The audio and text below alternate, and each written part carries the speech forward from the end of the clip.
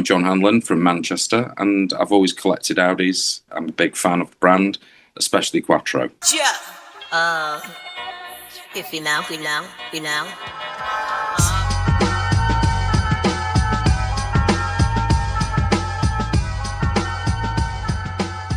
All right, man. Well, first, we're here today to talk about a car you have for sale that I wanted to promote, not just to promote this car today, but before we do, could you tell me a little bit more, John? I know you have your shop HanSport in the UK. I know you've got history with Audi rallying in the UK. Could you give this audience a little bit of a rundown of who you are and how you got here? Yeah, sure. I'm from a big family, and we always tinkered with cars when we were children, so I became a petrol head quite early on. I wanted to go into motorsport from an early age, but because there were 7 children in the family, they couldn't spend money on motorsport, particularly karting for me, that they weren't spending on the other kids. So I kind of like developed later in life into following my passion for motorsport. And it all started, I suppose, with the Audi Quattro when I first saw the RAC rally reports and saw the amazing Quattro in 1981, how it started to show its prowess of superior grip and the turbocharged engine. And it was just something else. Watching it, it was radically different to watching other traditionally rear-wheel drive cars. And there was just a whole big buzz in the UK because, of course, the UK was one of the massive markets for the Quattro, or the Quattro, I should say, for the purists. And I became really fascinated with it. And then I sat in 1982, I got my first ride in a road car with a car salesman who bought one new. And it was just phenomenal. We were out on a wet road and he was okay behind the wheel. He pushed it. And that was it for me. I just said, I need a Quattro in my life. And I'd hit my 20s at one point, and I was driving around in Fords and all the usual stuff that local guys my age were running around in. And then I promised myself I would get a Quattro. So my first experience with an Audi was an Audi Coupe Quattro, obviously non-turbo. Really quick for the Americans or North Americans in my audience, a Coupe Quattro. A lot of them think of the B3 because that was the car that we got. But I think what you're talking about sounds like it's the B2 era, so same as the Quattro. Yeah. It would be like the Coupe GT that we had in the United States, but it had the Quattro system. So non-turbocharged, no flares, but otherwise similar car. Yeah, so that was my first car. And it had a little bit of a defect on the exhaust, which I never corrected because it was really throaty and it blew up. So the local police were not too pleased with me. It was a tiny, tiny imperfection, but it just gave it that extra bit of throat. And of course, having a Coupe Quattro, I wanted then a turbo Quattro. So there was a history where I worked for a short time for the finance houses here in the UK, and I was doing various roles. I actually worked for Ford at one point, selling their motorsport products like the RS 500, RS 100, that kind of thing. And there's a rallying theme all the way through my life. And eventually I ended up having to sell my beloved Quattro because I wanted to start in business. And I needed to sell it to raise capital. And it was an expensive car to run back then in the day. So I ran my business in engineering and fabrication and hankered to get back to that Quattro that I had to sell. So eventually I saw an advert in the Auto Trader, it was here in the UK, for a Project Quattro Turbo, 10 valve, an 88 car. And about what time is this? What year is this? This is early 90s, I guess. Okay. The car was an 87. It's actually just recently that actual car, E151 KCK was the registration number. It recently went up for sale, and I called the guy, and he was a friend of mine called George. And I said, "That's my old car. That was the first Quattro Turbo I had." It doesn't add any value. In fact, it probably devalues it. Right. Because it was always a car that was problematic. Then I traded that and I got a 20 valve Quattro. And the passion for Quattros just got more intensified. My life was going on. I got married, had kids, and I was always hankering to get more of a handle on the Quattro thing, and eventually I got in touch with the principal of a local Audi dealer here in Stockport, Manchester, who had a Sport Quattro on a turntable. I think it was chassis 145, and I have to double check that, an Alpine white car. And I went in my scruffs because I was in the construction industry, and I had my steel toe cap boots on and a pencil behind my ear and a tape on my belt. This shiny suit salesman just told me not to touch the car. It was the dealer principals, and it's just turning slowly around. And that for me was just like being in a candy shop. Right. And I waited till he sauntered off, and then I climbed the stairs and knocked on Graham Knight's door. He was the dealer principal. It was Smith Knight Fate. And I knocked on the door, and this kind voice said, "Come in." And I opened the door about this much, and I just said, "I want to buy a car." And he said, "Come in," because this guy, he's down to earth, really fantastic guy. And I went and sat down, coffee, yeah. So we started to chat, and then he said, "So what do you want to buy?" And I said, "I want to buy the Sport Quattro on the turntable." And he said, "You're serious, aren't you?" And I said, "Yeah, I don't have the money, but I can arrange the money. Can we talk about it?" And he said, "John, I sell cars. Let's talk." So I bought the Sport Quattro. And the reason I was able to kind of afford it at the time, because I was working and bringing kids up and paying a mortgage like we all do, was that I'd bought and sold a couple of Quattro street cars, and I kept putting the money away. And the mission was to get a shorty. So that's then when everything went very wrong. So this is, you said 90s? Yeah, the 90s, yeah. So the car was used. Do you mind me asking what the number was back then? I'm completely open. I'm a genius. Not. I bought the car for £33,000 sterling, and that was in 1993 or 4. Right. Yeah, 10-year-old. Yeah, £33,000. Beautiful car. 1,400 kilometers on that car. That was all. Yeah. I'm sure what a pain it must have been to drive in kilometers and left-hand drive. Well, you say that. No, but, I'm being somewhat facetious. Yeah, I know. No. The beautiful thing about that car was nobody had one. Right. Nobody had one. There was only 5 or 6 short wheelbase cars ever came to the UK officially. So there's a book called a book written by Jürgen Lewandowski. Have you seen that book? Green cover? Have you got it? Yeah, it's a great book. So if you would humor me and just go to the page with the chassis numbers on, it's a great book. Is it at the back? Yeah, it's at the back. Anybody who's not got this book, I highly recommend that if you're interested in the history of Audi, that this is one of the go-tos. Okay. Yeah, so if you look down at chassis 145, it should be an Alpine white car. It is. Originally registered in Germany. Germany, yeah. So that's my car. Huh. What's 146 and 144? So, 144 is blue, and 146 is blue. Right, so it's 145. Right. Yeah, great book. And I've annoyed people by having my head buried in that for hours. This book has excellent data in the back. I will say, because I'm a nerd and I have a big library here, but they're hard to find. I found this one in a German automobilia auction assigned to somebody whomever had it first. I know Audi Club had several that I don't know that they've given them all away at this point, and maybe they still have a few. But when I was running Audi Club, we found a stash of them that had been signed by Volta Roll that were. I guess they picked them up in an event back in period when they were new, and they would give them away occasionally to like, I don't know, contests or whatever else. And so there's a tip if anybody's really looking for some, offer Audi Club an offer they can't refuse, and they might still have them. But I know last time I checked, they had several of them left. Right, well, that's worth knowing for all the viewers. Yeah. I'm fortunate because I've got a main one that I never opened, which has been signed by the drivers. And I keep that one. That's my clean copy. And then I've got a working copy. So if somebody gets on to me and says, what do you know about this car? That's one of the reference points I'll use.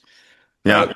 So I have 2 copies of working one. Anyway, back to how did you get into the whole rally thing and HanSport and so on, which is HanSport is the company that I run. I am the company effectively now because I've downscaled. So I had the Sport Quattro and I was hooning around doing track days and all kinds of events. And then I met this wonderful guy who's now my best friend, a guy called James Jones. And I ran into him at the NEC car show in Birmingham, where they had a stall on for the Group B car club of Great Britain. And the Group B car club concentrated on all the era of Group B rallying. And they had a white Sport Quattro on the stand, which was owned by a guy called Mike Shader. Nice car, very original. You could see the weave up through the paint. You know, that's one of the important details on the Sport Quattros, because they are made from aramid or Kevlar. You see the weave through the paint, especially on the cars now, because the paint sinks into the composite. Right. So I admired the car. He came over. We got chatting. We became best mates. And then he had this great idea and introduced me to a guy called Roy Lane, who was a hill climb champion with like a Formula One car. And Roy had a long wheelbase Audi Quattro rally car, which he just wasn't getting along with in Rothmans, and said the thing frightened him to death. I mean, this is a guy who drove a Formula One car. I mean, I would never step in one of them on a hill climb. You've seen those cars, crazy. Right. But I really liked the idea of James's idea of having a look at it. So we went down to see Roy. He's no longer with us, sadly, but he was an AP Racing, Sachs AP Racing, a dealer basically who supplied motorsport components. The minute I saw this car, and it literally is, I know people say barn find, it wasn't a barn find. He opened the doors and there was a factory A2 X-Works Quattro, which had been driven by Hannu Mikkola in 1983 in Corsica. That was the debut of the car. Wow. It was actually chassis number 19, but the matter number, which is stamped on the aluminium roll cage, aluminum. It's fine. Was R45. And in the records from Audi, R45 is the very first Audi Quattro A2 produced by Audi Sport. And I was doing the background on it, and Roy wanted a hell of a lot of money for this car. So I had to ring my bank manager and tell him that I was putting an extension on the back of my house, so I needed some money. The extension just happened to have box flares. Well, he was a friend of mine as well, a lovely guy called Ian Walsh, and he said to me, how many horsepower is the extension? And I said, look, can we just get the paperwork sorted? Oh. So I did the deal with Roy. I got my extension money and spent it on a rally car. And once I'd actually used the rally car on a couple of events with James as co-driver, the Sport Quattro just wasn't hacking it anymore. I couldn't get the use out of it. I felt like I was abusing it. It was a beautiful road car with very low mileage, and I just didn't want to destroy the thing. So eventually I ended up selling it. And as a business genius, I'm being sarcastic now. Right. I sold the car for £46,000. Well, you made money on it, but I mean, who would have known that? That they would. I mean, nowadays a real Sport Quattro is what I think entry level $500,000 US dollars. So yeah, over that. Yeah. So I don't ever remember selling a car that I don't regret. I regret selling them all. But I have to get over that because everybody has to, move on with things unless you're a billionaire. And the whole rally thing then kick-started what I do now, which is I had to work on my own car. I had great advice from a guy called Tom Hammond, who, like me, was from a building-orientated industry. But he was a great hill climb driver, and he hill climbed and raced an Audi Quattro S1 E2 X factory car. And he just said to me, John, I'm going to give you the tip. You're always spannering your own cars. Don't give this to a motorsport specialist because it's an interesting environment to swim in. learn the car yourself, learn how to drive it, and understand it mechanically. And that's what I did initially. So Tom's not with us any longer, but they were great words of advice. And that's the thing about being involved with these cars. I've met some absolutely amazing individuals who've given me great advice. So I can't Right. take credit for a lot of the things that go on now and things that we've done historically because we've had the right people at the right time.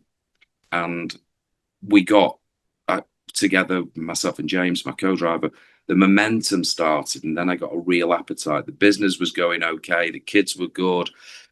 I got a little bit of money together. I was searching all the time for parts, and then I was just heading every classified looking for bits. And then I found a car in Germany, which was a crashed car, which was another factory car claiming to be a Mouton car, which it's subsequently turned out to be. And that was a really early car, matter number R4. It's a long story with that one. And then I bought also from Ireland through Audi UK. I bought another Group 4 car. So the R4 car was a Group 4 car. And then I bought another Group 4 car. So I had two very early Group 4 cars. And the one that I bought with the cooperation of Audi UK turned out to be the very first Audi Quattro competition car that was publicly seen, and it debuted on the Algarve Rally with Hannu Mikkola, and he was there to run the car as a test, but he played the role of course car. So at that moment in time, I've now got Really quick, if I can just interject. So for those who don't know, most people probably listening are nerds, but I just want to give some background, and you can probably fill in the gaps.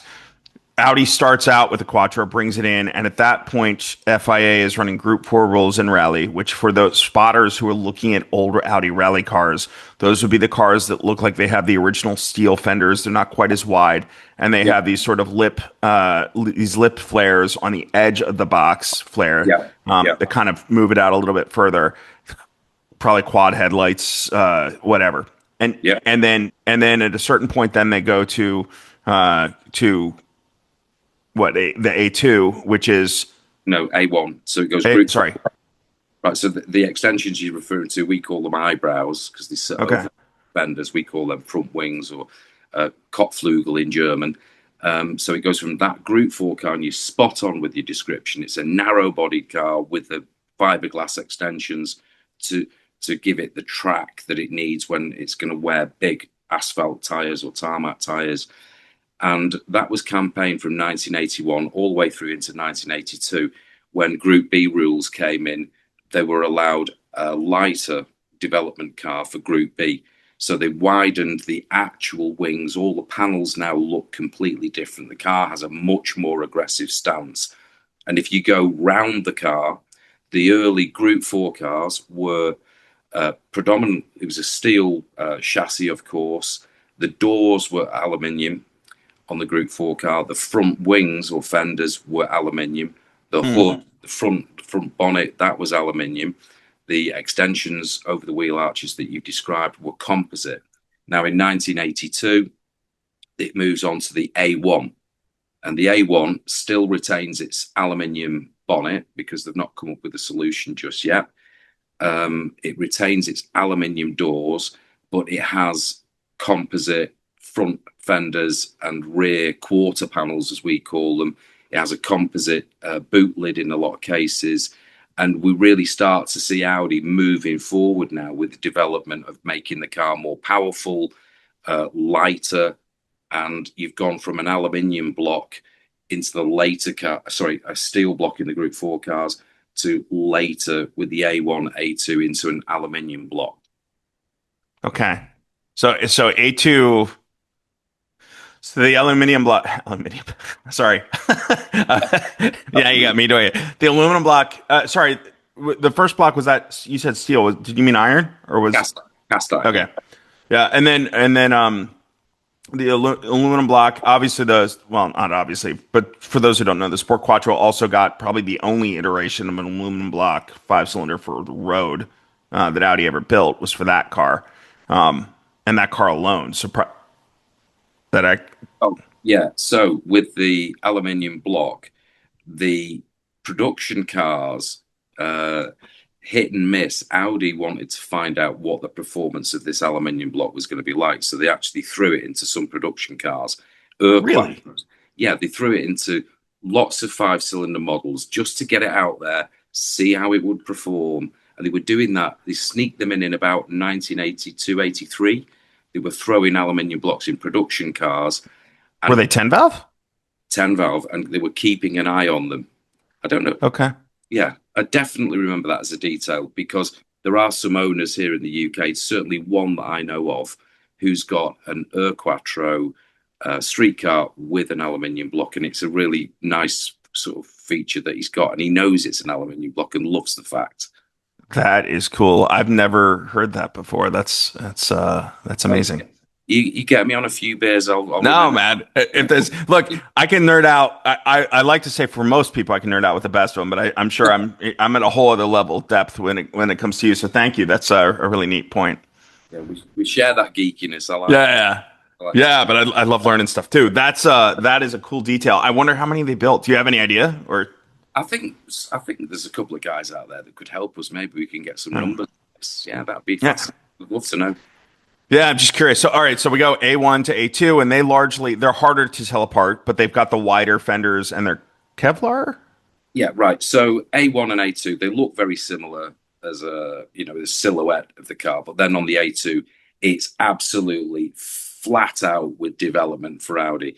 We've now got a composite hood with Kevlar everywhere, and the only steel parts on the car are basically the chassis. Everything is composite. Uh, if you lift the bonnet on an A2, it's like holding a Kellogg's Right. cornflake packet. It just weighs nothing. And you're going up in power as well. So the A2 was developing 360 brake horsepower. That's according to the regulations. But they were squeezing a bit more out of it, I'm sure. Right. And there's a great book by Jeremy Walton, if anyone's Love that book. come across this. It's called Audi Quattro, The Development and Competition History by Jeremy Walton.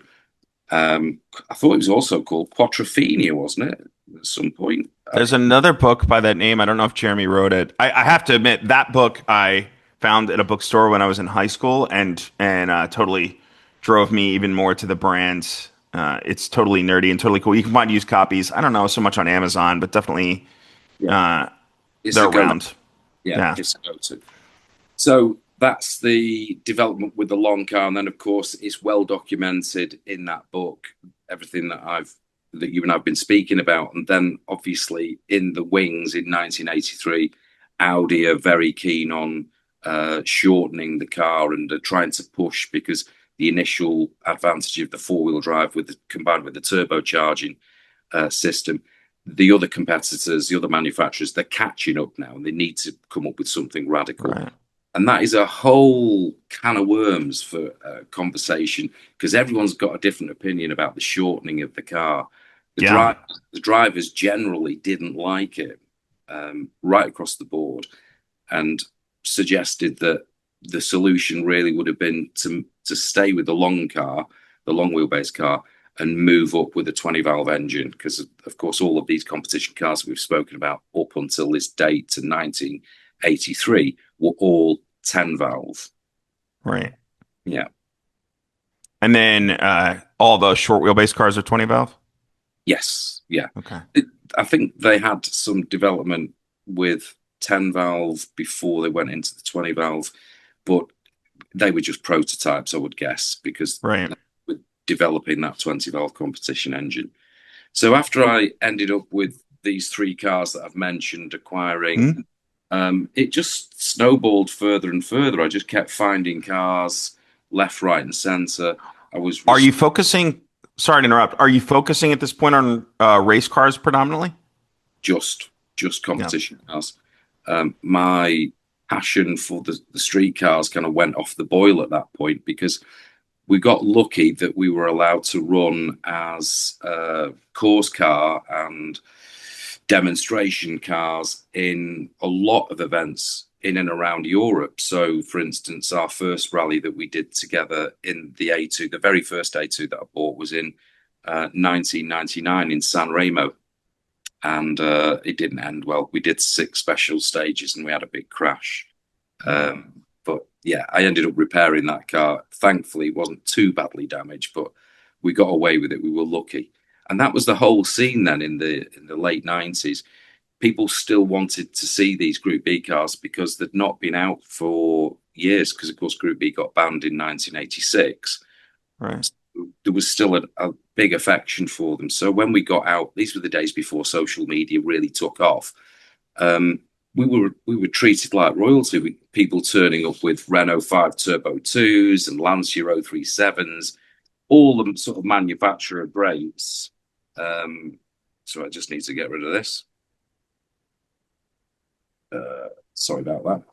No yeah, problem. people on those events were turning up with some really cool cars from the Group B era, and we had a lot of fun. There was loads of events open to us. There was lots of incentives to come across. We were subsidised with ferries and hotels and stuff like that. So we got a very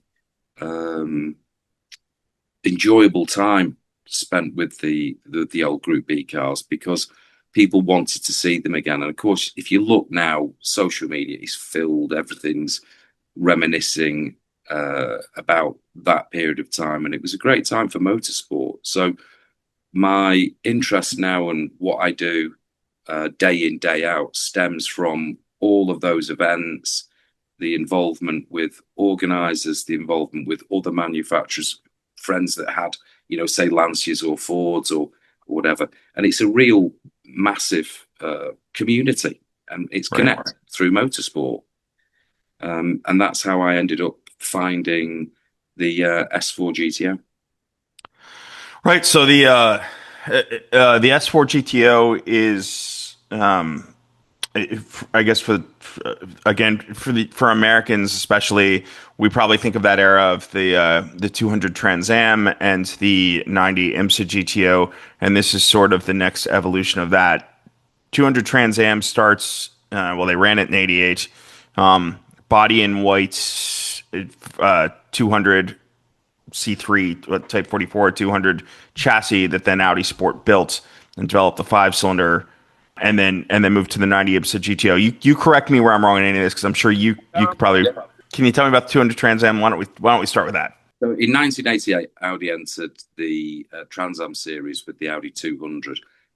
The engine in that car was a 10-valve engine, which was developed through the motorsport program in rallying. However, Lehman in Liechtenstein, the engine builder, he managed to squeeze even more power out of that car. I believe somewhere in the region of 600 horsepower at some point. It was just absolutely incredible. The guy, is the best. Is the best and was the best always for the Audi engines, because he was in development right the way through. So the Audi cleaned up in 1988 in Trans Am, but meanwhile they were planning to move up a gear into.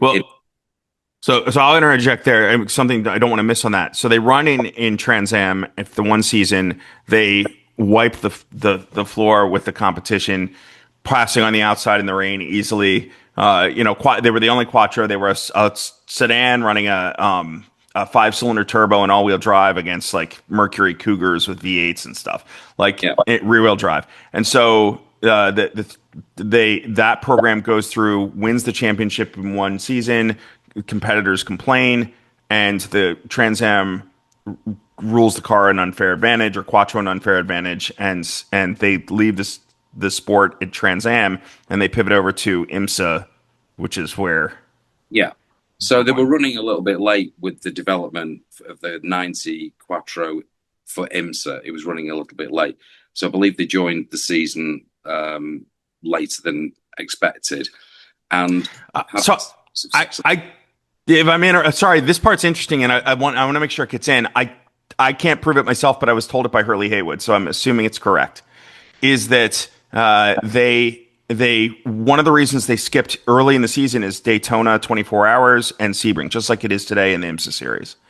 And the way Hurley told me was they elected to skip Daytona and skip Sebring because the car was so extreme they didn't think it will last 24, 12 hours. So they, being very German and logical, they didn't want the car, if you're not going to win, why take it? And probably they used that extra time to develop it. But anyway, And I never knew that. That's a great yeah, story.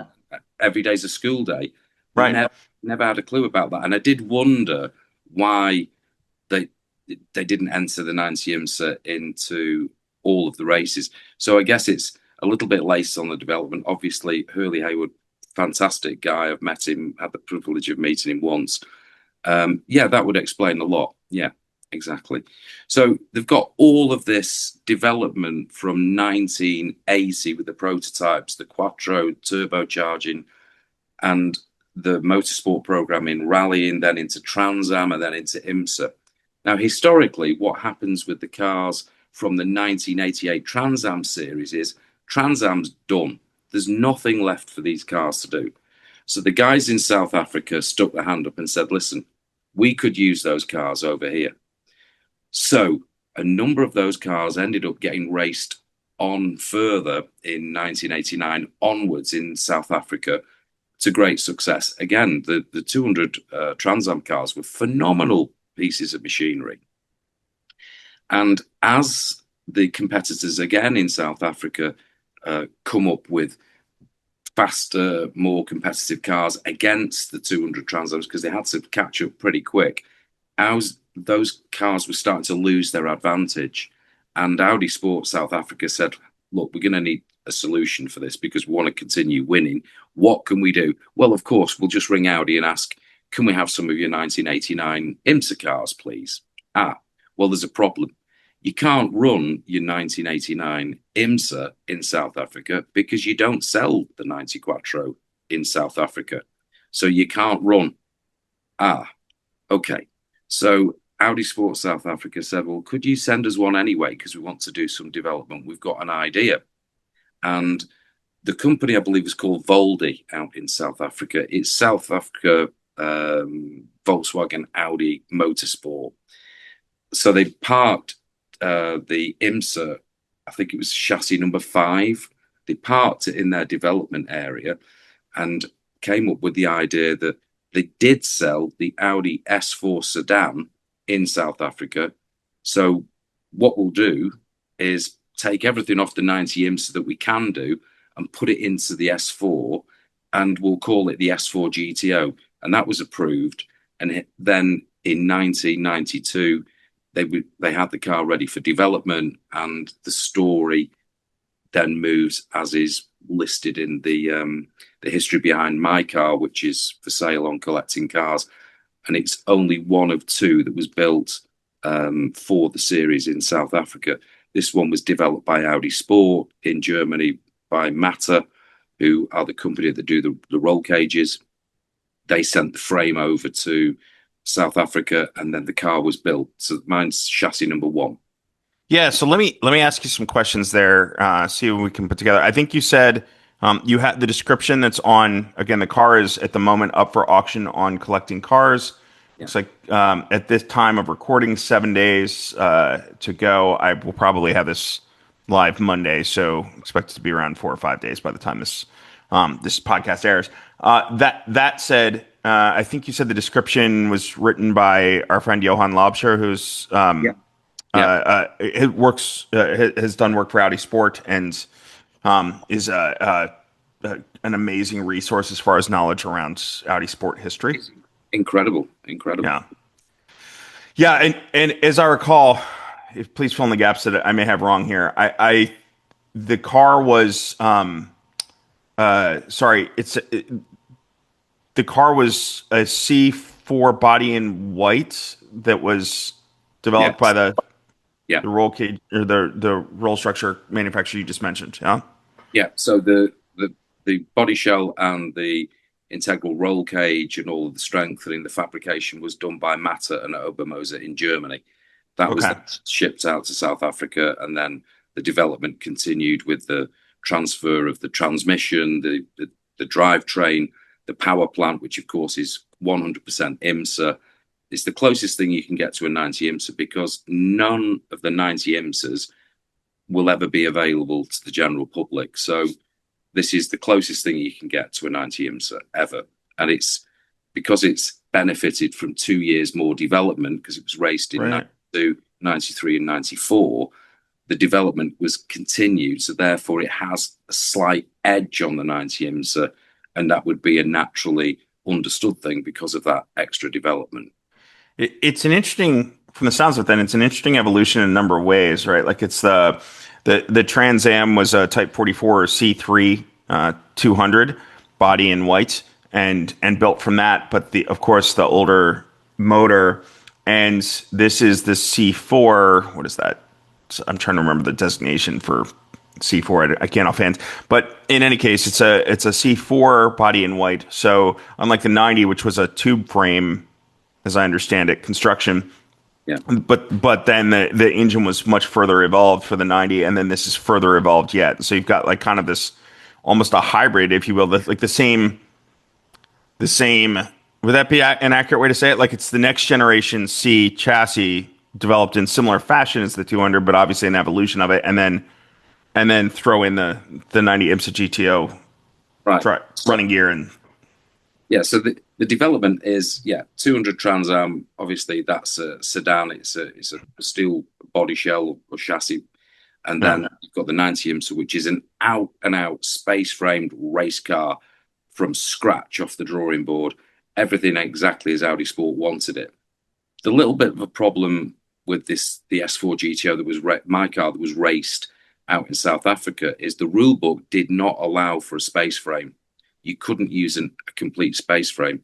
So Audi came up with a very clever trick, which was to strip the inside of the strengthening off. So if you take the B pillar as an example on a street, you'd have an outer shell and then an inner shell. Well, if you look at my car, it's been stripped off on the inside and then the roll cage put there. So they were quite clever how they developed this car. So stronger structural integrity, but lighter weight than say the Trans Am would have been. Yeah, interesting. So the development of the S4 GTO consists of V8 DTM car drivetrain. So it combines IMSA and V8 DTM, which they were both very successful cars. That's right. So I think 91 is the first year for the V8 DTM. So 92 would have been like the first year for the DTM Evo. I don't know what changes were involved from 91 to 92, but at that point they're running the car with the V8 in Germany, and that's also more derived from the Type 44 as well. The older one. This is the newer chassis.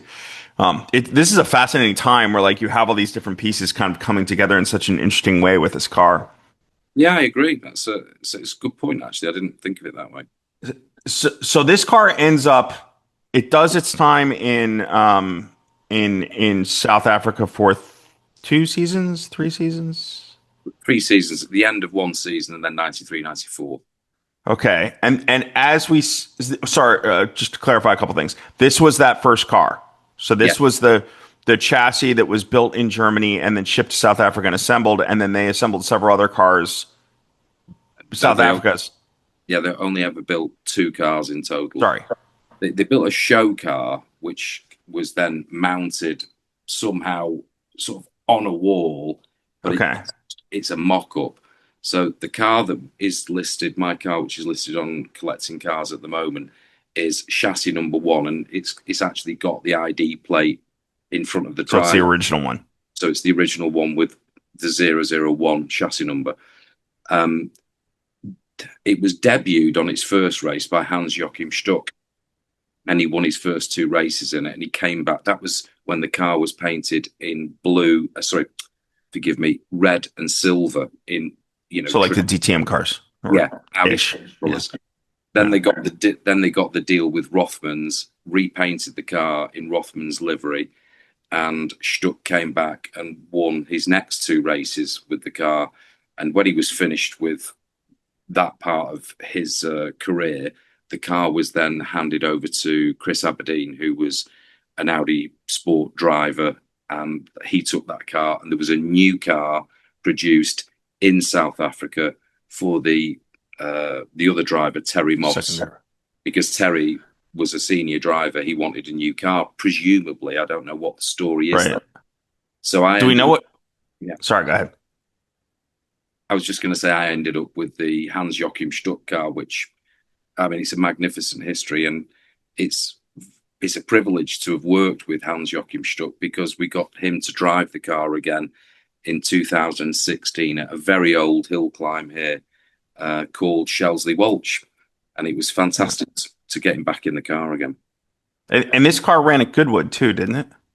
Yeah, it's done Goodwood Festival of Speed twice Okay. in 2017 and 2018 with the next driver after Hans Joachim Stuck, that the guy called Chris Aberdeen, who's from South. Okay. Do we know what happened to the other car? Yeah, so the other car was sold off after '94 season. My car was sold off to a collector called Ashley Landman, who gentleman drove it in certain events, and then it went into a collection, and then it got sold out to the USA, to California, to Steve Zlotkin, who was Eurospec Sport. Is that right? Yeah, I knew them as Eurospec. I think it might have been technically Eurospec Sport. California-based company. He had a pretty notable collection of several race cars. Yeah.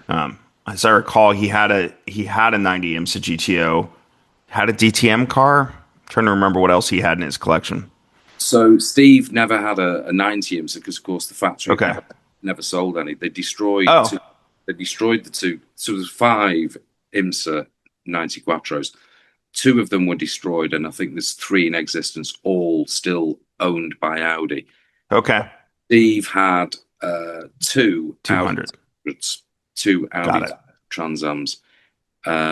He also had a V8 DTM. He had some cool stuff that he built himself. And of course, he had the S4 GTO, which he bought from Ashley Landman in South Africa. And that was part of Steve's collection. And he sadly passed away in or around 2015. And I subsequently ended up purchasing the car from his family because Steve and I were good friends, and we'd spoken about. I tried to buy these cars. I tried to buy cars off Steve before, but he was Right. having so much fun with them. I couldn't lever them off him. Um, Right. there was a trail of emails between us, and the family saw that we were good friends. We had an understanding, and we knew the values of these cars together. So I was going to get an Audi 200 Trans Am as well, but as a compromise, they said, well, instead of having the two cars, which one do you want? And I said, well, I'll take the S4 GTO. Right. So that's why. A quick interjection on Steve. I did not know him, so I don't want to pretend that I did. However, somebody did is a friend of mine, Javad Shadzi at 034 Motorsport. He worked for Steve, and his working on these cars. Steve used to bring them out, as I understand it, to Audi Club events at Laguna Seca and in and around. I don't know if he was at Monterey in '99. I think they were when Audi Tradition brought everything over. The new at the time R8R and the Audi unions, etc. But Javad worked for them, and that it's working around that inspiration that kind of got him going towards the ideas of 034, which jumped in immediately, started supporting 5-cylinder parts development. And now, of course, is much bigger. They're part of the MP group, and they do a lot of parts for newer cars. But I just think that's a neat legacy of Steve's race cars, but also his influence on the enthusiast community. And so it's worth mentioning. Yeah, that's a fascinating fact as well. I didn't realize that it led to the offspring of 034, who of course got a great reputation. I think Steve was from the aviation industry. Was he? Yeah, and he had connections all around the world, and he was passionate about cars. He was passionate about motorsport, and boy, he really could do detail. He was a very, very knowledgeable, talented man. Sure. So very cool. Well, the other thing I think is notable in this car that I kind of want to dig into a little bit is the Rothmans. I'm a bit of a livery nerd, so I worked around Le Mans for 10 years and whatever else. And there are certain liveries that are just iconic, whether it's Martini, whether it's Gulf. I know a couple years ago when I was at Amelia Island, they had a whole class that was Martini racing. So it was everything from Jerry Seinfeld's 935 to somebody brought a 917 to I think there was a guy named John Champion who's no longer around, but I think his first name was John, last name Champion, and it was he had a whole collection of Lancia Martini Lancias, including a service van and whether several rally cars and several of their sports car entries. But Rothman's again is one of those, right? Porsche ran 956s, 962s. The 959s, Dakar had Rothman's livery. So this is like a fascinating piece of not just for perhaps a collector looking for the ultimate Audi race car, but perhaps a collector like Champion was to Lancia and Martini Racing. If somebody were looking to assemble a Rothman's collection, this would be a very unique entry to such a collection. Yeah, that's another good point. I didn't really think about it from that perspective. My personal favorite sponsorship is, well, Rothman's, I have to say, is one of my favorites. Is it? The other one that's quite iconic is Marlboro. Oh, right. The Quattros look great in Marlboro livery. If you They remember do. the Safari Rally and the Ivory Coast Rally, the cars were liveried in Marlboro livery. What was the deal there in that I know that Marlboro was a major sponsor of the race itself. I look at like period, like whether it's the decals or the programs or what have you. Marlboro is part of the naming of the race and is prominent. And I look at like period, whether it's like Michelle's. I remember her Ivory Coast car, which is such an endurance. That's a whole other story. Michelle's fight for the championship against Roll in a Marlboro liveried. What was that 82, I believe. Group 4 car. Yeah, yeah. And but I look at that period too, and Hanu was there, of course, to run the second car, and you see Hanu with like even down to the clothing and the headbands and whatever had like Marlboro seemed like it was everywhere, but just for those races. Otherwise, Audi had its own factory colors, or later would have the HB branding. Yeah. Yeah, it's an interesting point. I don't know what the story was behind that. Presumably, there was some incentive given to Audi to put the cars in livery because I know that was an expensive race to go to, so maybe that was helped do it. Like if Marlboro cut a little money towards throwing some sponsorship on the car. It's good advertising for the company. It's Marlboro as a company themselves to get their name branded onto potentially the winning cars, which were always competitive out on these rough events. And in Audi Sport lexicon, a factory effort without Audi Sport colors is pretty rare. Even in the HB cigarettes era of the later rallying effort, they had the yellow striping those cars. That's on the HB Audi team cars, but they still had the Audi Sport colors for the most part. It was still very dominant. Most Audi at Le Mans and Trans Am and DTM. Later DTM had some sponsorships on them, but early DTM years it was all Audi V3 lived Audi. I'm looking at that. Both of those jackets behind you there on the door, and the Audi Sport branding over the years, right? Like that was how they would paint their cars. And so when you found cars that, at least again at Audi, a car that would have an iconic livery, like say Mouton's Ivory Coast car with a Marlboro livery, or this car, it's kind of rare in the Audi world to find something that's not the familiar either red and silver or brown and gray and red, right? Like that's why I just find this car so fascinating because it's such a unique thing in the history of Audi Sport. Yes, and the Rothmans livery looks really cool on it. It does. Are there a couple quattro? I think there's just a few rally cars that ran Rothmans as well. I don't remember which cars, and I don't think they were. It might have been Audi Sport UK. I don't think it was Audi AG. So we'll go back to the story I told you about when I bought my first Audi Quattro rally car, because that car was in Rothman's livery because it was out in the Middle East. There's a really cool video if you look on YouTube called Gearbox the Movie, and that's my old car out in the 1988 Middle East Rally Championship, driven by Saeed Al Hajri, who was a famous driver, and he was co-driven by an English guy called Steve Bond. And they had the gearbox changed at the side of the road in 14 minutes. That's a hot rally car arriving in with a steaming hot gearbox, swapped out and replaced in 14 minutes flat. They were the Audi Sport mechanics. absolutely incredible. It makes you now. I'm gonna get really nerdy and go down a rabbit hole here, if that's okay. Go for it. Go for So it. somebody sent me that link when you and I first started talking. I saw that and I was curious about the associations. Thanks for explaining it. That is the exact same issue that for me the one of my favorite rally stories of all time, or perhaps even motorsport stories of all time, is that '82 Ivory Coast Michel Mouton run Yeah. in the Marlboro car. That car at the time, it's a Group 4. It's got the Marlboro livery. It's got brush bars, which they would run in those African safaris, or sorry, African rallies. And she went there. I don't know if she was leading in the points when for the championship when she went there, but if she won there, she would win the championship. Yeah. Correct. Yeah. And she's being chased by Walter Rohrl, who didn't like in reading his biography, or maybe it was his co-driver's biography, but he didn't like the Ivory Coast Rally. He didn't want to go, but he went to defend the championship. I suppose he's in a rear-wheel drive Opel Rothmans livery that year for the Opels. Was that an Ascona or a Manta? I think it was an Ascona, Yeah. Ascona and 4. so rear-wheel drive, and she is roundly kicking his ass. She's like an hour and a half up. And the gearbox starts to show signs that it's failing, but they've got an hour and a half lead, right? Yeah.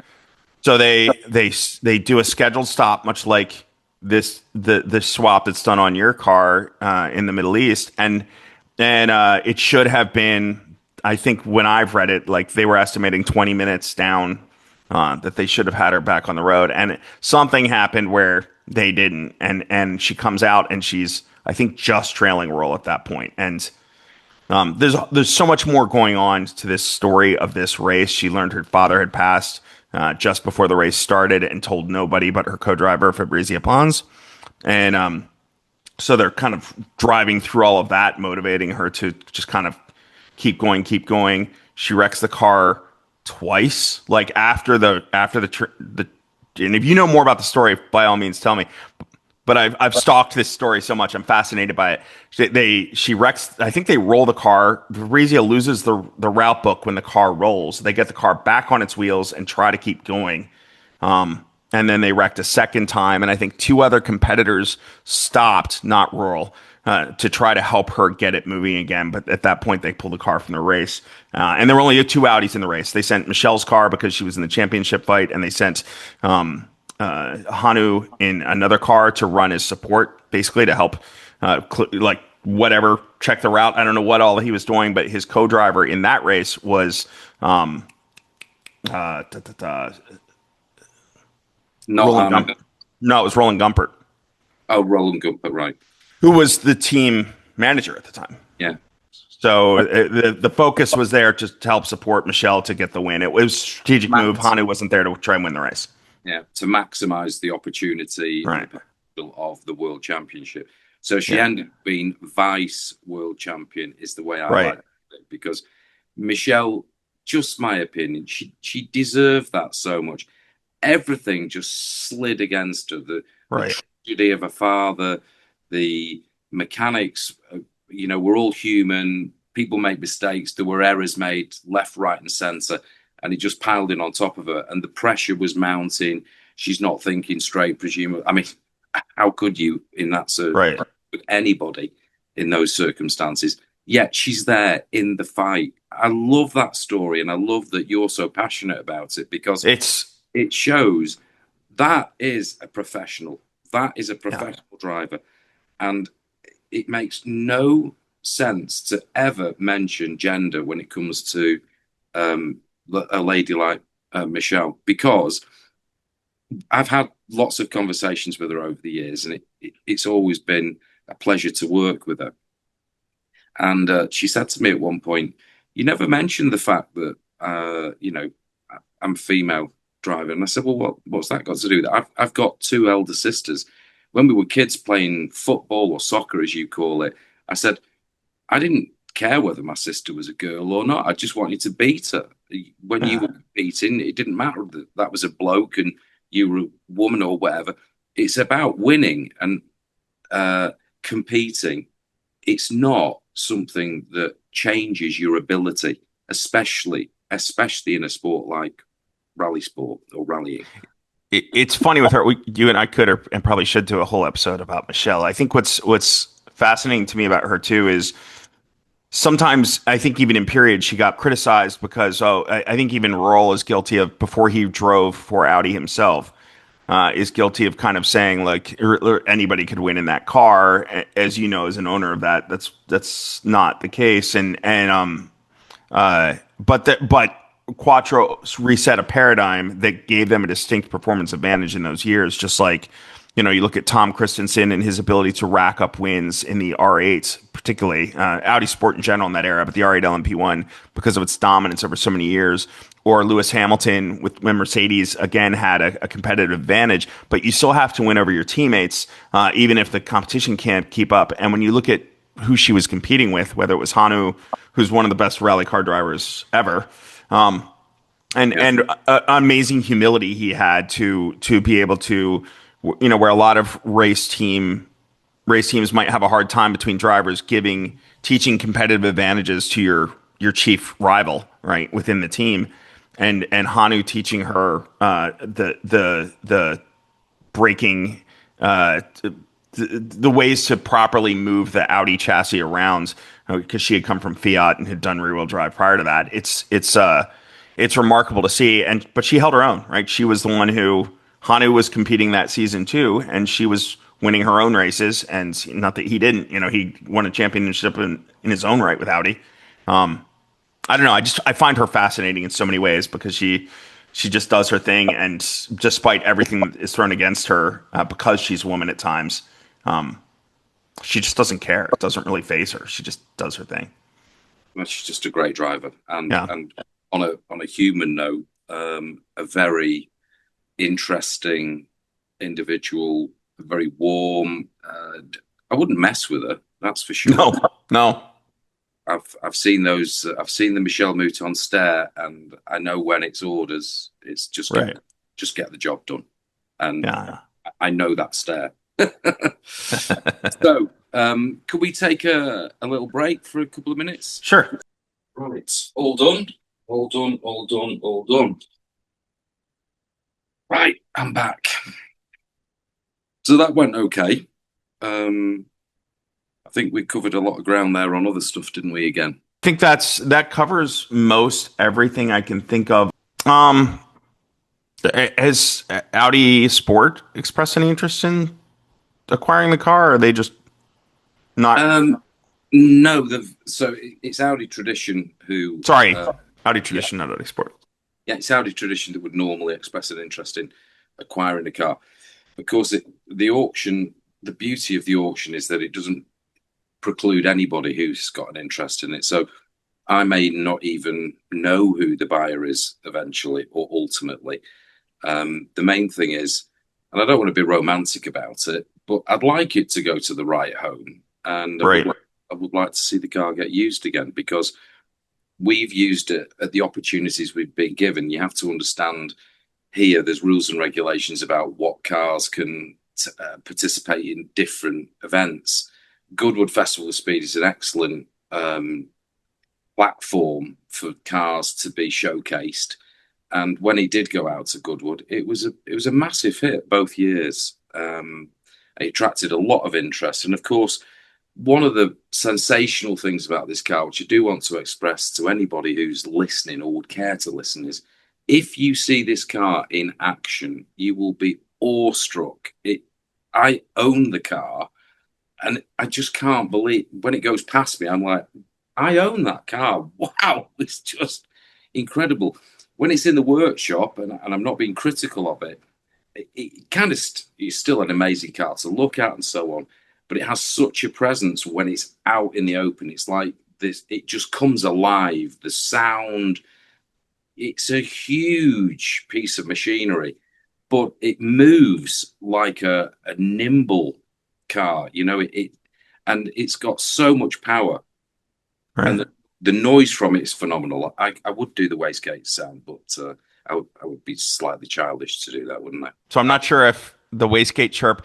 I will say the first time I saw this car, not this car. I don't think I may have seen this car in person, but the first time I saw similar, either the Trans Am or the GTO, because they both sort of have a similar sound with it. It was that very distinctive chirp of the wastegate. When I first saw it, it was a Laguna Seca, it was Monterey 99, and Audi Tradition brought everything out. There was a Trans Am there. I don't recall if there was a GTO there or not, but they were doing demonstration laps. It could have been Steve's car that was there, and or maybe Audi Traditions. But I was out on track shooting photography, and it was. I thought it was like I didn't know what the sound is so unique. This yeah, I'm not going to try and imitate it either. But it's such a unique thing, and I thought, are the tires chirping? Like, is it like you're shifting gear and it's just that much torque? And no, it's that very distinctive wastegate. That's I understand that it's the air being chopped as it goes back through. okay. That produces that high pitched chirruping. Describe it as a chirruping, but it's unique. And when you see the 90 IMSA and you see the S4 GTO, it's exactly the same Is it? sound. They move very similarly, and you can see where the development sort of all ties together. And the great thing is that Audi have a history of utilizing the development and the knowledge that they've gained from past competitions. I don't think the Trans Am, what would you call it, the regulations or the guys from, is it the SCCA, who For Trans Am, yeah. yeah, who administered the series. They wanted, there was so many complaints about Audi having an unfair advantage. They were putting extra weight in the cars. They were reducing the size of the tires that were allowed to run. They were reducing the inlet for the turbocharger. They were just doing everything in the book, throwing everything at Audi to try and slow them down, but it didn't work. They just won Transit. They just trounced it. And then the IMSA had a similar theme to it, where Audi showed up, dominated in the races that they participated in, and they made the point. And it's the old expression, isn't it? You race on Sunday, you sell on Monday. And I Right. love that about Audi as a brand, that back in those years, that was very much the theme. The Quattro competition cars, I'm talking about the rally cars now, stayed as they did stay because they wanted to give an honest sales to or offer honest cars for sale to the general public.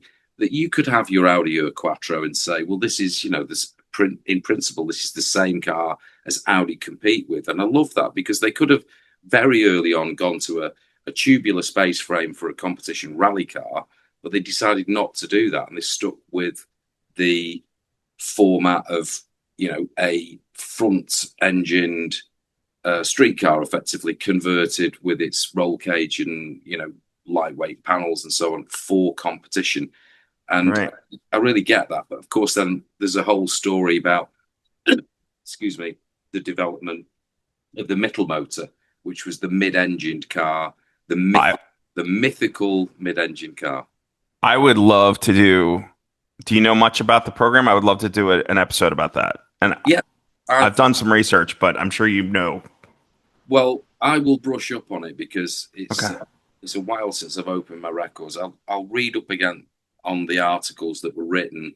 A friend of Yeah. did actually write quite an interesting article. John McElroy, I think he's called. He wrote an article about the Mittel motor. Of course, then there's an experience that we had in 2018 at Goodwood Festival of Speed, when it was one of the last times, well, it was the very last time that I was with my good friend Hannu Mikkola. And he was driving, is it RSO2? Is that? Yeah, the Group S.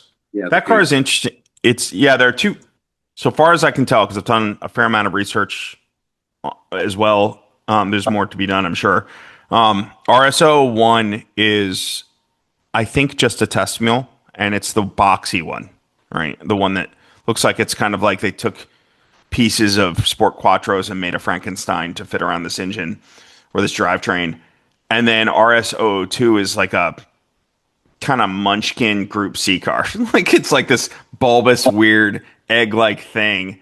And it was only a display car, and Timo at Audi Tradition went ahead and had a Group B engine installed in it so it could be a runner. And they started demonstrating it. Right. So 2009 was the 100 years of Audi. Yeah. I think so. Yeah. Yeah. I'm pretty sure I recall it. And we had to go, for some reason, we had three cars out in Ingolstadt at the Donau Ring for the 100 years of Audi. We were privileged to receive an invitation from Audi to come over and participate at the 100 years of Audi. And it was a phenomenal event. It rained like cats and dogs all weekend, but that's quattro weather, and the turbos liked it, the tires liked it, and the 25,000 spectators liked it even more. And we liked it even more than the spectators did, because we were just able to close the town of Ingolstadt and turn into hooligans with this four-wheel drive machinery driving in the wet. Walter Roll, you name it, everybody was there. Hannu Mikkola was there, and we just took over the streets. So for some reason, we had to go over to Audi Tradition to get something, and I'm trying to remember the reason for that. But the car that you speak of was there, not even under a dust sheet. And I peeped into the back of it, and it had what appeared to me at the time to be the engine from an S1E2. And I was with one of my lead engineers from Ireland, a lad called Alistair Galloway, who's quite knowledgeable. And he said, we should build one. We should definitely build one. And I said, well, I don't want to tread on any toes. I've never reproduced any of these cars. I've certainly never had an incline to do so, but that may change in the future. I don't know. Yeah. I found it fascinating to crawl around it, and we were given access because we had to go and get something, and we did spend a good 10 or 15 minutes walking around this thing. And I said, it's like an upturned bathtub with a spoiler on the back. Right.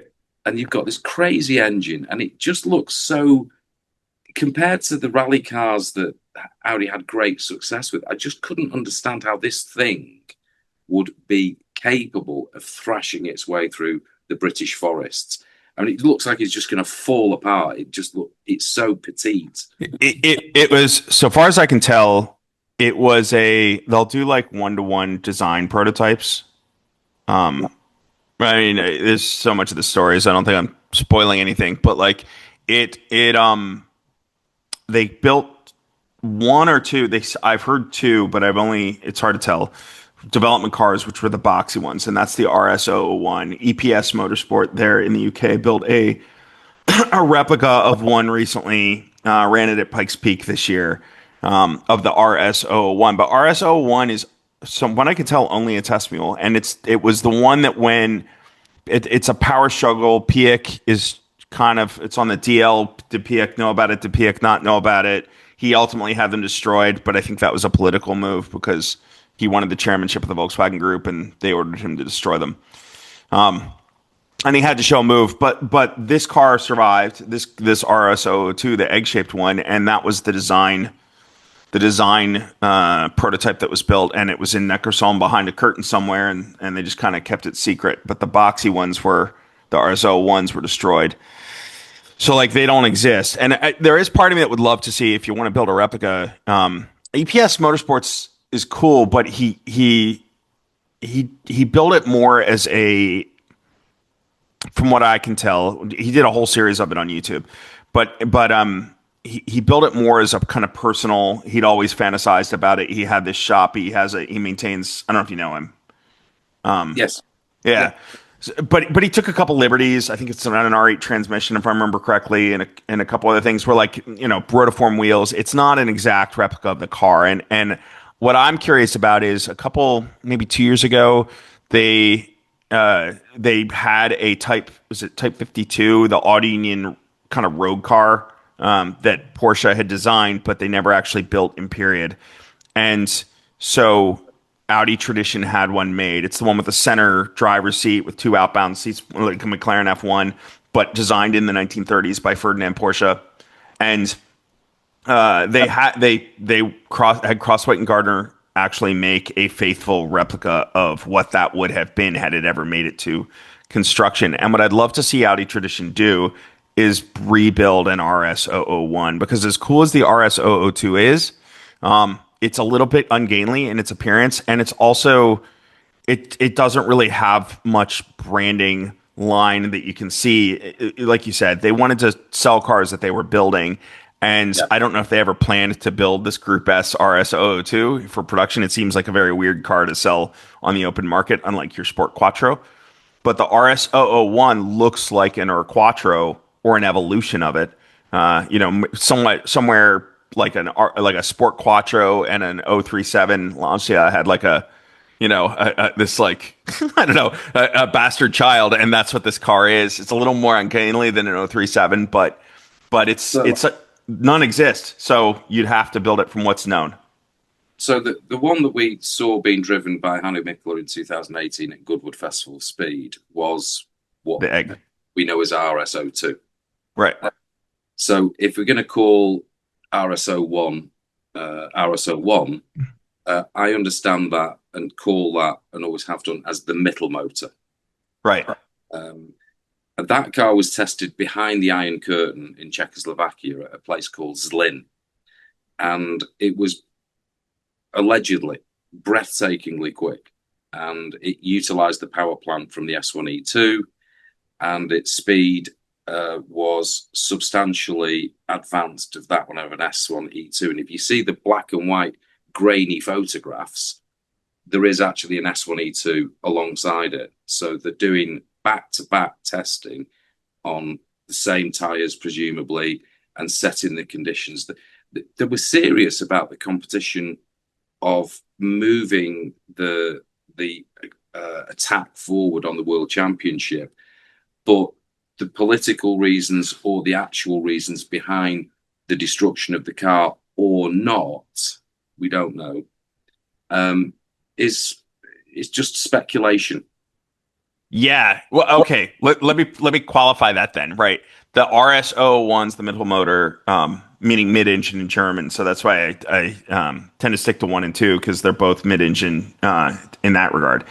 That car, I've heard anywhere from I think the photos seem to show only one, but there were rumors that there were two. There was rumor. I think I saw an interview once with Roland Gumpert that said one was destroyed, but one survived. If it did survive, look, we know some of these cars survive, and they just don't see the light of day. Why it wouldn't have seen the light of day by today, I don't know. Yeah, I agree with you. I think if somebody had a car like that, whether it's right, internally as in the company, it would be a great thing to bring it out, because it would generate a lot of interest, and right. You're not giving away any technological advantages to your competitors anymore. If it existed, it would be logical that somebody, even in official ownership, would bring it out. And if you owned it privately, because you acquired it, however so, maybe that could be a reason why you're not taking the dust sheet off it. I don't know what's true. Yeah, no, it's funny. Here's what's weird about it, and I hope that car turns up. I'd love to see one existing. Right, me too. I'd love to see one in person, especially after seeing the EPS car. I know, just having been around the block with Audi over the years, and you probably have some stories too. We both probably have stories we're not willing to tell on mic. But what I do know, chatting with people like Michael Dick, who was head of development for Audi back in the like around 2010 or so. There are cars that existed, and I see them now pop up once in a while. For instance, a couple months ago, maybe last year sometime, Audi had an R8 display at Museum Mobile, right? And they brought out a R8 with like a Ducati valve train V8. I know that was a development drivetrain for a car that they were planning. That car never saw production. There's the 27T B5 S4 drivetrain TT. I've seen, if you have, there's a really great book. I could go get it since we were showing books, but I'll hold off. It's here near me here in my office, but I'd have to get up to do it. There's a really great Audi RS, like Audi Sport RS book now on the market that has some of these vehicles in it. Whether what I've seen in there is like the RS2 sedan that exists that Audi Tradition has. I think Piek may have utilized it at one point. It's dark gray. there's a coupe and an RS6 sedan or RS4 sedan. RS4 meaning what you have here, the S4, right? Yeah. So there was a mule. When I say mule, it looks production. There are period photos of that car. It's blue. It's a C4 S4 with an RS2 drivetrain that was kind of like an evaluation prototype, is my guess, because it's plated, it looks drivable, and it looks like an S4 sedan. So they could have driven it around Ingolstadt or all over Bavaria, and nobody would have noticed what it was. Similarly, there's an S in that book. There's an RS2 coupe that was built. Again, it looks like an S2 coupe with wheels. It like different, like I think they're AZEBs. It's an aftermarket looking wheel on it. It doesn't look like, if you're going to build whereas that RS2 sedan, the gray one that Audi Tradition has, looks like a production RS2 sedan. So these cars are, I know they exist. Whether or not they come back to Audi Tradition, I don't know, because like I've never seen Audi Tradition has another warehouse I've never been in. I've been in the one you were probably at in Ingolstadt where you saw the car sitting.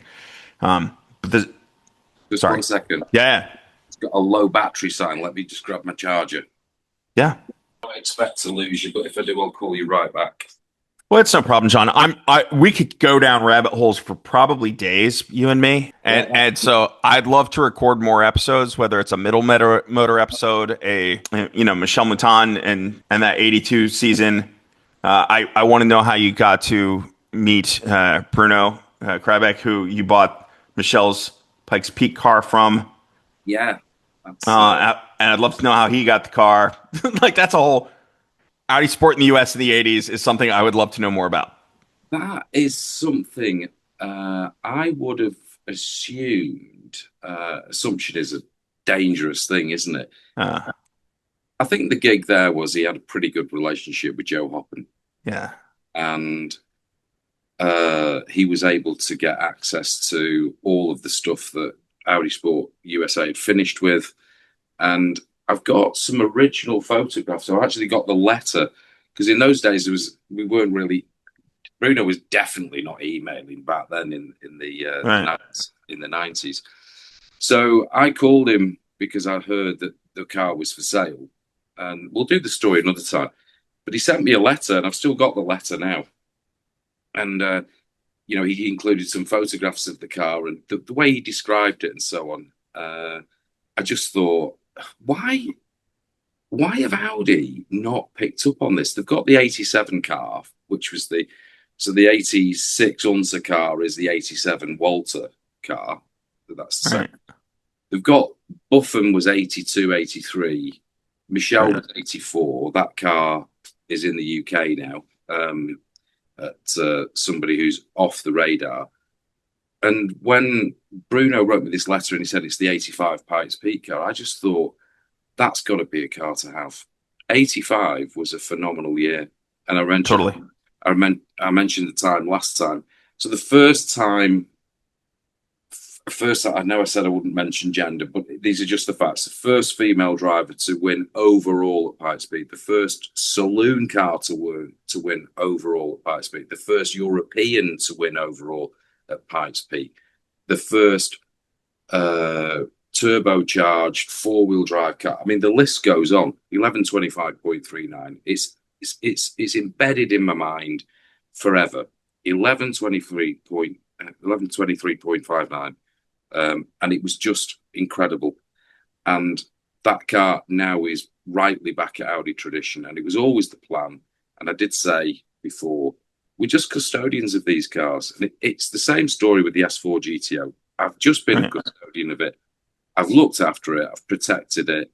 It's improved from when I got it because we've serviced it and we've checked it. And the car's on the button and ready to go. It's ready for its next chapter. Who's going to write the next chapter with it? I don't know, but whoever gets it, I wish them the best of luck. Yeah. No, that's probably a great way to put a pin in this, and we'll come back to some of the other ones. I would definitely want to cover Pikes Peak. For this one, I'm curious how it goes. I think Audi. Well, I don't know where their budgets are, but I think Audi Tradition is foolish not to bid on this car as well. It seems like it would look perfect on the Paternoster, especially if Paternoster being that rotisserie that they have there at the Museum Mobile. It's definitely going to add a bit of colour.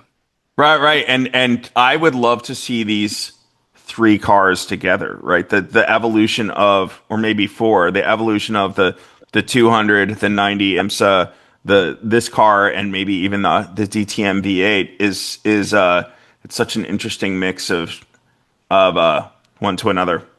You've got to, yeah, I agree with you. If you put the four cars together, it's just dominance, and it's proof of the system of Right. quattros. It's proof of their engineering prowess, the motorsport development, and the success of the brand. Yeah, one other thing, probably, since we're talking about your car and your car being sold, it just hit me, John. You would know better. Correct me if I'm wrong. I think this is the final evolution ever of Audi racing the five cylinder. Yes, This is the last one. yeah. The So most powerful five cylinder. you've hit the button. You've hit the nail on the head. It's the last true quattro system five-cylinder Audi race car, and that is something maybe that I should also mention to collecting cars to give a little bit of an edit into the Yeah. listing to say actually that's a fact. Yeah. Uh, If and you want the Apex Predator five cylinder, this is the. And granted, the 90 IMSA GTO might be a little bit lighter, could have but got you could have got you to write the advert. you didn't do too poorly with Johan. I suspect he has a better understanding the facts. I'm just good at figuring Oh, out sales okay. pitches. You're right. You're right. Johan is the absolute best, and Yeah. everybody knows his fact. Put Johan and I together, and we could be a dangerous pair. Is all I'm saying. I was going to say we'll go in a think tank. I'll obviously come in the think tank because I'm a bit of a control freak and I like things Sure, the sure. way I go. But It's how you got where you got, man. I'm not questioning. dream dream team. Yeah, yeah. Well, sir, I sincerely appreciate the time. We definitely have to record more episodes and nerd out about different subjects if you're open to it. I have a lot of fun when I'm talking to you, George. It's great Likewise, sir. because we have different takes on things also, but we have some similars, and it's a good combo. I like it because you getting my brain cells moving again. I'm like, yeah, I read up on that middle motor thing so much, and I Right. know the story back to back, the Ivory Coast. It's all of this stuff. It just gets things moving again because I think, like like most people, my head's like a library. It's like that book just got shoved backwards, and I'm working on this one at the moment. Yeah. What you're doing is, what about this book? What about this Yeah. book? It's sometimes you got to blow that dust off too. That's how my brain's getting too. Well, Yeah. pleasure as always. The Four Rings, If You Know You Know podcast is part of the Weekly Driver podcast series. For more news and features about Audi, visit the Four Rings, If You Know You Know website at oooiykyk.com. That's 4OSIYKYK.com. There you can also subscribe to the Four Rings If You Know You Know Substack newsletter that will keep the latest Audi news and features coming straight to your inbox. Four Rings If You Know You Know is an independent production and not affiliated with the Audi brand. If you know, you know.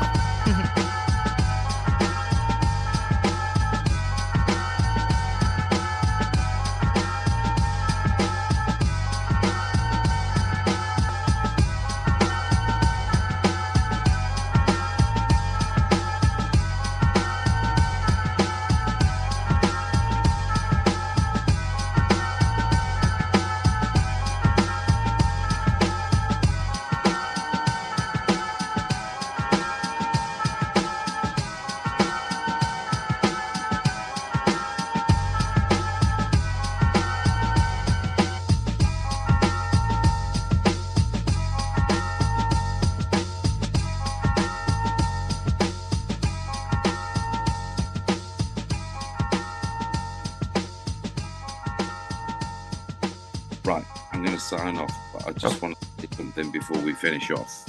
Yeah. You're a very cool guy. Thanks, man. So are you. Like Fortitude, I just used to sit there at my computer screen Did you? looking at all this cool stuff, and I'm like, Fortitude, wow, wow, wow. And then you had sections where they could comment and so on. Oh, the forums. Yeah, those were great. That was a great time on the internet. I said nothing. A I lot of people did. just used to The sit there. lurkers. Yeah. Sometimes the most knowledgeable said the least. I mean, more often than not. But yeah, Fortitude was great. It was a great time. The internet was booming. So George Acorn, fucking legend. thank you, man. Sorry for swearing. No, I'll take that every day. No, you are a legend, mate. And um, the most I appreciated about that is what was on there was factual. I know there was like loads of people who commented and it was all nonsense.